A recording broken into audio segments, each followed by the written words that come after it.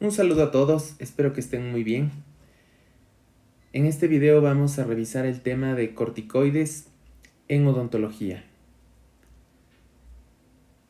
Para empezar, los corticoides son un tipo de hormonas esteroideas que se producen en las glándulas suprarrenales. Son un tipo de hormonas adaptativas al estrés y pueden ser de dos tipos, glucocorticoides o mineralocorticoides. Los glucocorticoides pueden tener cierto efecto como mineralocorticoide, así que es importante tener el concepto claro de qué se trata una acción mineralocorticoide. La acción principal de los mineralocorticoides es generar retención de sodio y agua, por lo tanto podrían producir edema, hipertensión, hipopotasemia, entre otros efectos. No vamos a tratar de estos fármacos ya que su uso en odontología es nulo. Sin embargo, los glucocorticoides pueden tener este potencial de retención de líquidos, así que es importante tenerlo en cuenta. Existen pocos glucocorticoides que son exclusivamente glucocorticoides y nada de mineralocorticoides, si los vemos en esta tabla. Por citar algunos ejemplos, triamcinolona, dexametasona y betametasona. Los glucocorticoides son fármacos derivados del cortisol y son la base de la terapia de una serie de enfermedades. La mayoría de pacientes, la mayoría de individuos han recibido corticoides por A o B motivo y si es que no lo han hecho aún, en algún momento de su vida lo recibirán.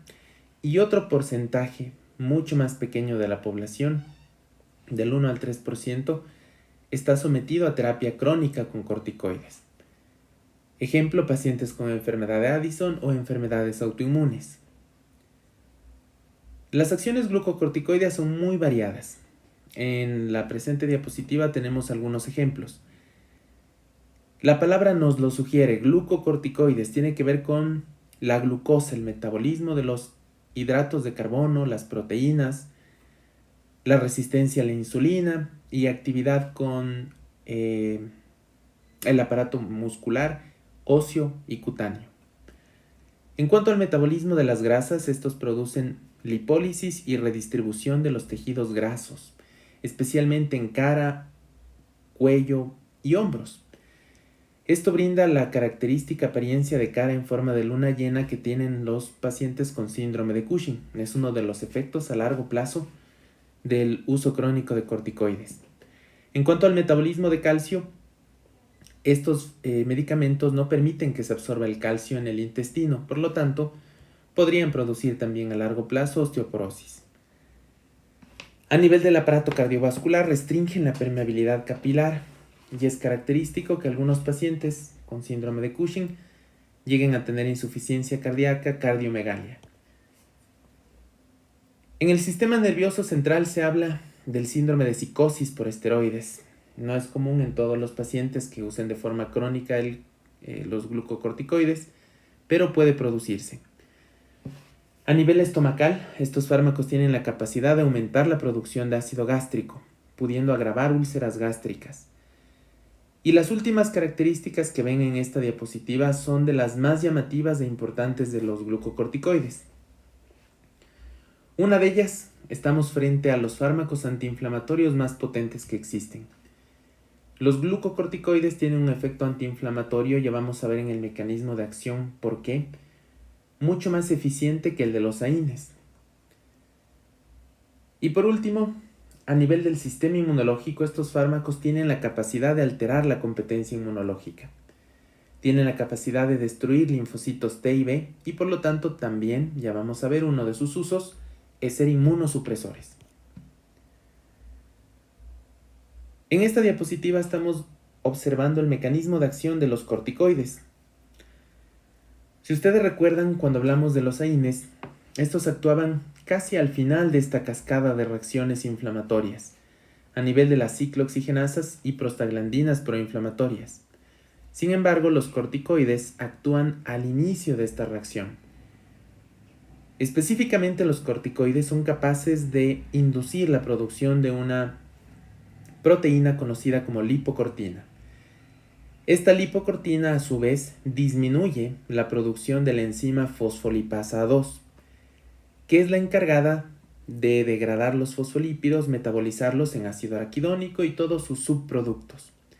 Si es que no tenemos fosfolipasa en esta reacción, no tenemos ciclooxigenasas, lipoxigenasas, leucotrienos, prostaglandinas y todos los derivados. Por lo tanto, cortan la reacción inflamatoria de raíz. Por eso es que son más eficientes que los mismos AINES. Por todos estos motivos que hemos conversado, los glucocorticoides se utilizan en los 3 ámbitos que ven en la diapositiva. Son fármacos antiinflamatorios muy potentes, fármacos inmunosupresores y fármacos que se utilizan como antialérgicos en cuadros de shock anafiláctico, en especial, que es uno de los cuadros alérgicos más emergentes que puede enfrentar el odontólogo. Es entonces que estos fármacos se utilizan para algunas enfermedades. Aquí tenemos algunas de las más comunes. Son la base del tratamiento de la artritis reumatoide, que es una enfermedad autoinmune, asma persistente grave, trastornos ampollosos vesiculares, pacientes quienes no presentan una función adecuada de sus glándulas suprarrenales, lo que se conoce como enfermedad de Addison. Cuadros alérgicos, en especial los más graves, son parte de los 3 fármacos de emergencia que deberíamos aplicar ante un shock anafiláctico. Trastornos inflamatorios o para evitar la inflamación pueden ser una herramienta muy útil para evitar una inflamación severa posquirúrgica o para tratar una inflamación que está presente. Enfermedades autoinmunes tales como el lupus eritematoso sistémico, enfermedades como pénfigo, pemfigoide, líquen plano, eritema multiforme, entre otras. Si entendemos cuál es el mecanismo de acción de los corticoides, las implicaciones que tiene con el metabolismo de hidratos de carbono, de resistencia a la insulina, el potencial que tienen como mineralocorticoides, entender que son hormonas, podremos entender también sus interacciones medicamentosas, las cuales ven en la diapositiva y tienen relación directa produciendo interacciones, bloqueando la acción de otros medicamentos o haciendo ineficiente su efecto. En cuanto a las contraindicaciones, que va relacionado con lo que vimos hace un momento de las interacciones medicamentosas, pues pacientes diabéticos, pacientes hipertensos, son contraindicaciones para el uso de corticoides. Enfermedades virales, micóticas o bacterianas como la tuberculosis también constituyen una contraindicación, porque recordemos que los glucocorticoides son fármacos inmunosupresores y para enfrentar una enfermedad de agentes microbianos requerimos un sistema inmunológico eficiente. También se habla de la osteoporosis, psicosis, entre otras condiciones como contraindicaciones relativas al uso de corticoides. Pero aquí quiero recalcar esta palabra clave. ¿Por qué se trata de contraindicaciones relativas? Al ser medicamentos que dentro de sus usos terapéuticos encontramos tratamiento de cuadros como shock anafiláctico, son fármacos antialérgicos, son fármacos que en determinadas situaciones tendrán que aplicarse obligatoriamente para salvar la vida de un paciente. Entonces, en el caso de un tratamiento como extracción de terceros molares, colocación de implantes, donde pretenderíamos utilizar a los glucocorticoides como antiinflamatorios, y mi paciente presenta alguna de estas condiciones médicas, pues no es lo más indicado. Sin embargo, si tenemos un paciente diabético, hipertenso, con osteoporosis o alguna de estas condiciones, pero sufre un shock anafiláctico, en este caso se vuelve una contraindicación relativa, porque voy a necesitar colocar el medicamento porque está en juego la vida del paciente. Vamos a ver qué opciones tenemos dentro de estos glucocorticoides. En primer lugar está la hidrocortisona o cortisol. Esta es una sustancia que se produce naturalmente en el organismo. Es normal que todos produzcamos 30 miligramos al día de cortisol, un poco más en la mañana que en la noche, es decir, 20 miligramos en la mañana y unos 10 miligramos en la noche, debido a que las primeras horas del día son donde más se va a afrontar situaciones estresantes que demandan de más de nuestro organismo, mientras que cuando nos acercamos a las horas de la noche necesitamos descansar y el cortisol tiene que bajar. Sin embargo, cuando estamos en condiciones de mucho estrés, el cortisol podría elevarse hasta 10 veces más su concentración normal en un solo día, pudiendo llegar hasta 300 miligramos al día. Y esto explica por qué el estrés es perjudicial para la salud. Ya vimos las acciones glucocorticoides. El cortisol es capaz de producir una inmunosupresión importante. Cuando nosotros producimos demasiado cortisol por estrés, se bajan las defensas. Y es ahí cuando las infecciones oportunistas ven su oportunidad, valga la redundancia.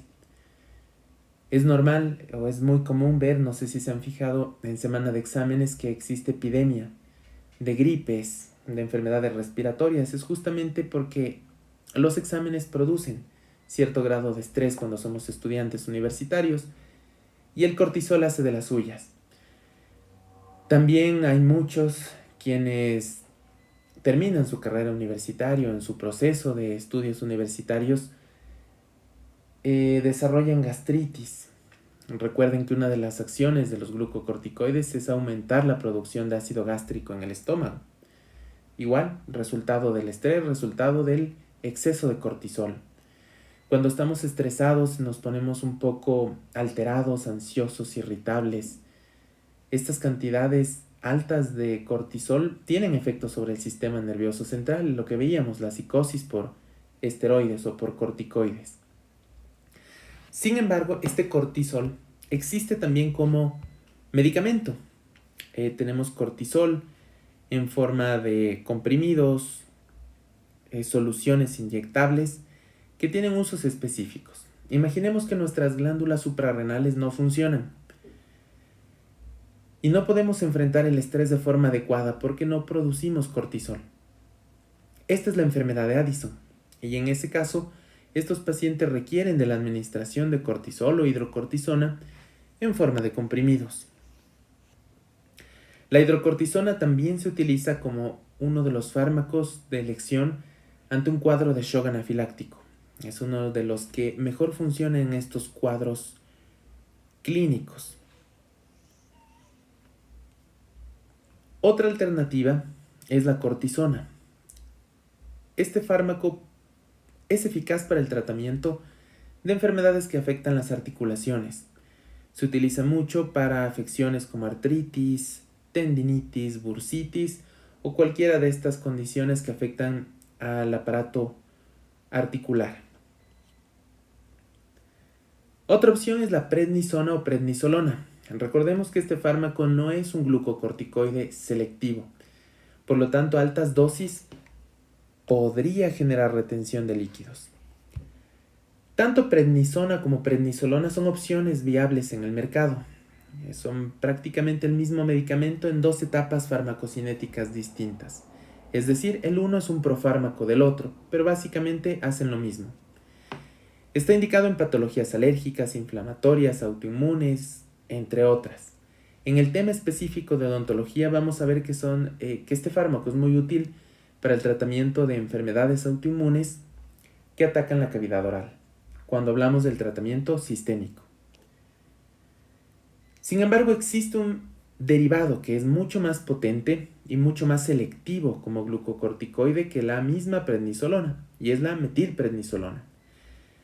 Esta metilprednisolona tiene una serie de usos clínicos, trasplantes, enfermedades autoinmunes, entre otros. También existen corticoides, y ya vamos a ver un poco más ampliado esto, como la triamcinolona, que se dispensan de forma tópica o son más eficientes de forma tópica.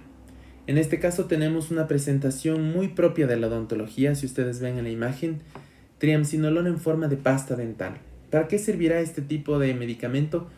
Pues para el tratamiento tópico de enfermedades que afectan la cavidad oral y tienen un componente autoinmune. No estamos hablando de enfermedades virales, micóticas ni bacterianas, sino de enfermedades donde el protagonista es el sistema inmunológico. La dexametasona y la betametasona, que viene a continuación, son de los glucocorticoides más selectivos que existen, 100% de selectividad como glucocorticoides. No tienen potencial como mineralocorticoide, lo cual es bueno porque no retienen líquidos, ni producen hipertensión. Está indicado en cuadros inflamatorios, alérgicos, shock anafiláctico, edema cerebral, entre otros. En el caso de odontología, este es uno de los medicamentos de elección como antiinflamatorios para el manejo de inflamaciones, asociadas a procedimientos quirúrgicos. ¿Cuándo se prescriben entonces los corticoides en odontología? En estos 3 escenarios, que se utilizan también en medicina general, también encajamos nosotros como odontólogos. Utilizamos a los corticoides como antiinflamatorios, como inmunosupresores y también como antialérgicos. Solo por citar algunos escenarios muy propios de la odontología. Manejo de urgencias como shock anafiláctico, reducción de dolor, inflamación y trismus posoperatorio en la extracción quirúrgica de terceros molares, reducción de la inflamación después de procedimientos implantológicos como es la elevación del piso del seno maxilar, inflamación de la articulación temporomandibular o enfermedades autoinmunes que afectan la cavidad oral. Así que estos medicamentos, estos fármacos, tienen una amplia gama de usos en la odontología. Vamos a ir revisando cada uno de ellos. Los corticoides como antiinflamatorios se utilizan justamente para reducir este signo asociado a los procedimientos quirúrgicos invasivos. Lo que están viendo en la imagen es la colocación de 2 implantes post-extracción, seguido de una regeneración ósea guiada con un seno injerto y posteriormente colocación de una membrana. Para poder realizar este procedimiento se necesitó el diseño de un colgajo mucoperióstico o de espesor completo. Se requirió trabajar sobre hueso, sobre tejidos blandos y duros. Por lo tanto, la inflamación producida en este procedimiento va a ser importante. Para evitarla o para disminuirla, porque reducir la inflamación al 100% es imposible, pero para disminuirla de una manera importante, los corticoides son una buena alternativa. Este esquema farmacológico que están viendo en la diapositiva es el esquema que está propuesto por el Dr. Misch en su libro Implantología Contemporánea. Él habla de la dexametasona como una de las mejores alternativas al ser un glucocorticoide potente y selectivo. Y fíjense que la terapia con corticoides empieza o es más eficiente cuando la administramos desde antes del procedimiento quirúrgico. El Dr. Misch sugiere iniciar con 8 miligramos de dexametasona en la mañana del día anterior de la cirugía. 8 miligramos la mañana de la cirugía. 4 miligramos la mañana del día siguiente a la cirugía. Y de 2 a 4 miligramos la mañana del segundo día posterior a la cirugía. De esta forma, tenemos inhibidas las sustancias proinflamatorias desde antes de realizar el acto quirúrgico. Cuando utilizamos los corticoides de esta manera, funcionan de una manera mucho mejor, son más eficientes. No quiere decir que no van a funcionar si los administro después de la cirugía, pero resulta que estarían llegando un poco tarde al escenario. Es preferible que los niveles de lipocortina estén altos antes de realizar la injuria en los tejidos, y ahí controlamos mucho mejor la inflamación. Vamos con el siguiente uso de los corticoides como inmunosupresores.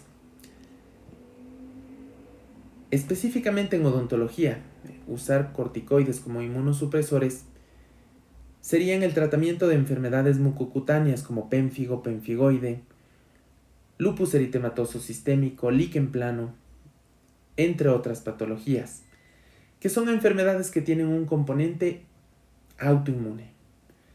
Las imágenes de esta diapositiva nos presentan manifestaciones clínicas de líquen plano oral. En la primera imagen, en la esquina superior izquierda, tenemos las llamadas estrías de Wigman.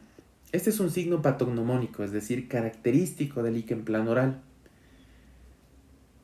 Se caracteriza por estas estrías blanquecinas que no se desprenden al tratar de eliminarlas con una gasa, que son asintomáticas y muchas veces son un hallazgo clínico. Este tipo de enfermedades, por más que el nombre nos sugiera algún tipo de microorganismo o especie, no tiene nada que ver con ningún virus, hongo ni bacteria. Es una enfermedad ocasionada por el sistema inmunológico y por lo tanto no es contagiosa. En este primer escenario, este paciente no tendrá sintomatología. Muchas veces se trata de un hallazgo en la consulta odontológica. Pero cuando este cuadro evoluciona a las otras imágenes, a la etapa ulcerativa, el paciente va a tener sintomatologías y molestia. Para estos casos de líquen plano oral se requiere tratamiento y el fármaco de elección son los corticoides.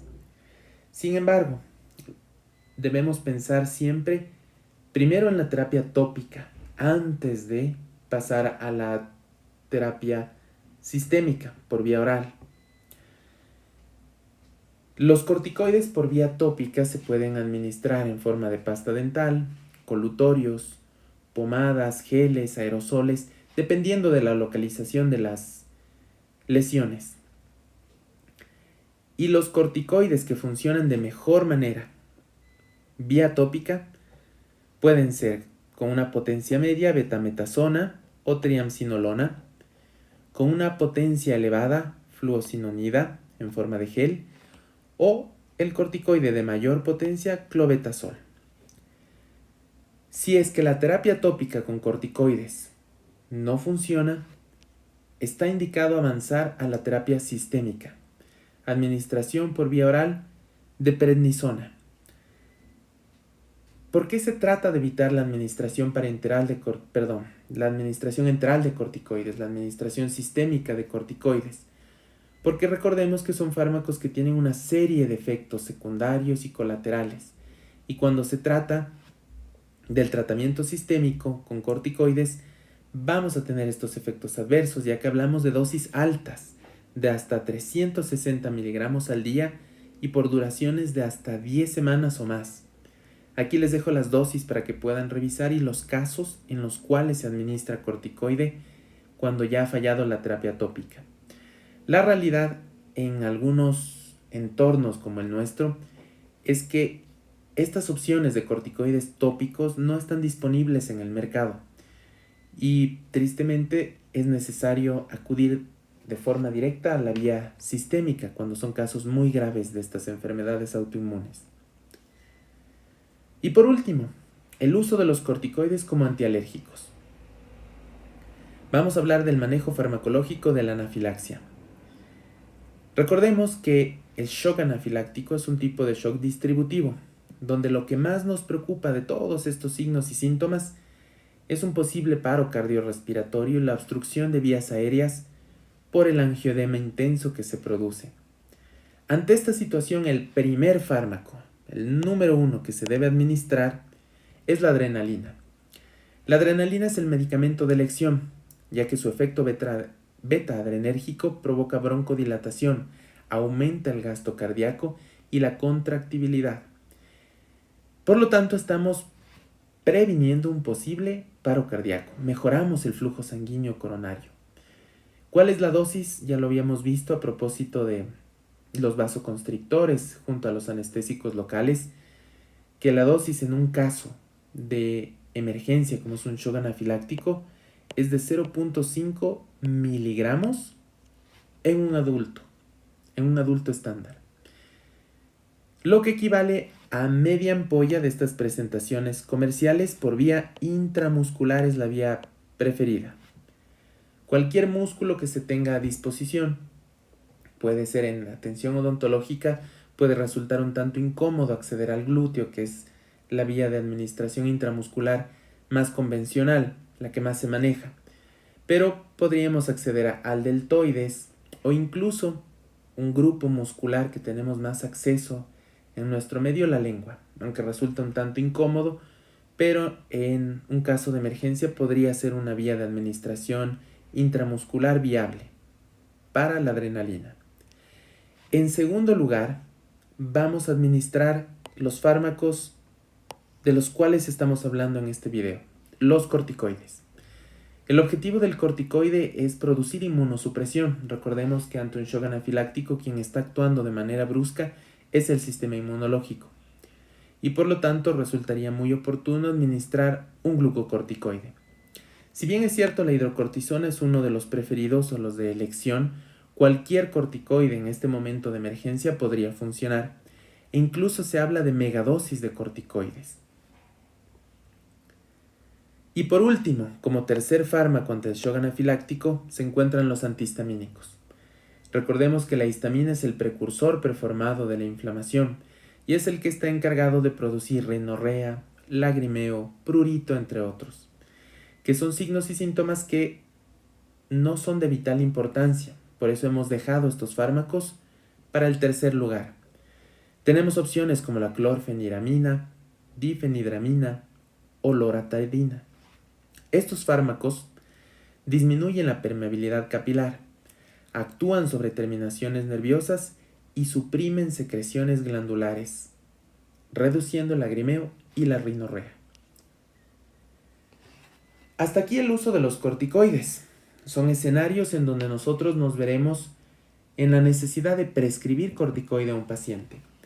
Pero ahora vamos a analizar este escenario, en donde un paciente que toma glucocorticoides sistémicos a largo plazo acude a consulta odontológica. ¿Qué va a suceder en este escenario?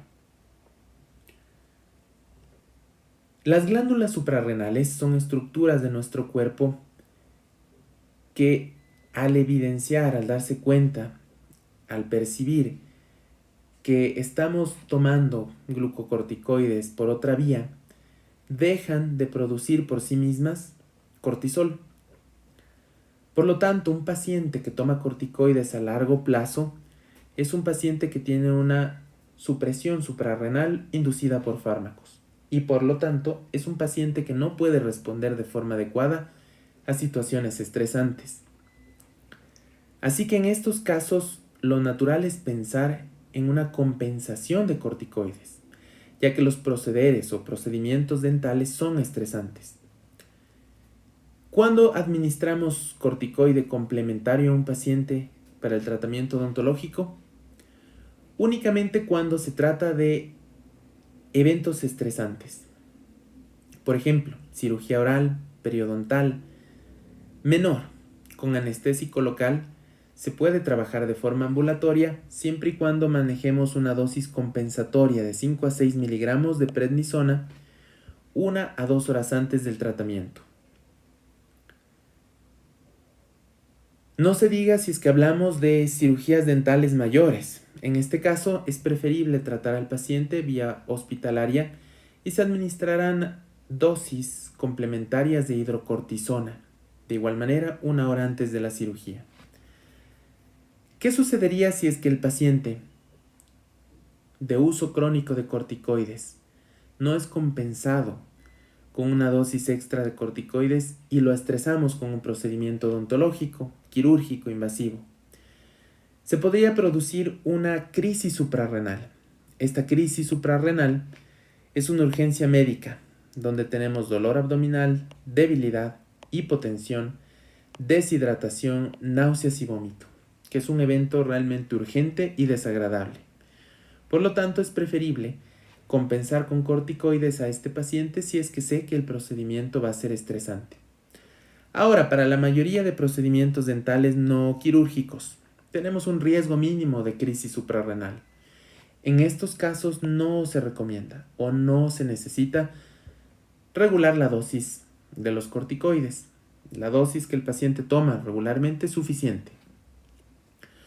Como conclusión podríamos decir que la crisis suprarrenal es un fenómeno raro en odontología. Realmente la compensación con corticoides se puede realizar solo en aquellos procedimientos que van a generar estrés. La mayor parte de los procedimientos dentales de rutina pueden realizarse sin complementos de glucocorticoides. En cuanto a la retirada de los corticoides, tampoco es algo que se realice de forma fácil. En primer lugar, como odontólogos no nos vamos a ver en la necesidad de retirar por nuestros propios medios los corticoides a un paciente. Esto se trabaja con una interconsulta médica. Será el médico tratante quien retire el corticoide por A o B motivo. Pero solo para conocerlo, la retirada de los corticoides no es algo fácil. Requiere una estrategia donde se va reduciendo paulatinamente la dosis de estos glucocorticoides. Los efectos adversos que pueden tener los corticoides a largo plazo se resumen básicamente en esta imagen. El llamado síndrome de Cushing, donde tenemos redistribución de grasa corporal, la cara en forma de luna llena, hombros abultados. Son pacientes que no pueden retener el calcio, por lo tanto desarrollan osteoporosis, por el efecto mineralocorticoide, hipertensión, hipertrofia cardíaca, entre otras manifestaciones. Una que nos llama mucho la atención como odontólogos es que los corticoides a largo plazo pueden producir también la osteonecrosis de maxilares, así que hay que tener cuidado en los procedimientos quirúrgicos que tengan que ver con hueso. Estos medicamentos, al ser usados en cortos periodos de tiempo, como antiinflamatorios, como en el protocolo del Dr. Misch que veíamos, para prevenir inflamación en procedimientos quirúrgicos, implantológicos, no tienen por qué producir todos estos signos y síntomas que vemos en la imagen. Este síndrome de Cushing se produce con el uso prolongado de los corticoides, al igual que esto que estamos viendo en la diapositiva, el cuadro de psicosis por esteroides, que se caracteriza por signos y síntomas como depresión, manía, delirio, tiene una incidencia que oscila entre el 2 al 60% y se asocia a dosis superiores de 40 miligramos al día de prednisona o su equivalente por un tiempo prolongado, por un tiempo extenso. Así que en la mayoría de los escenarios que utilizamos como odontólogos a los glucocorticoides no vamos a producir efectos adversos tan severos o preocupantes como los que vemos en el síndrome de Cushing. Esto es todo. Tienen las referencias bibliográficas como para que puedan revisar o ampliar los conocimientos, y quedaré atento a cualquier pregunta o inquietud en la siguiente sesión de clases. Muchas gracias.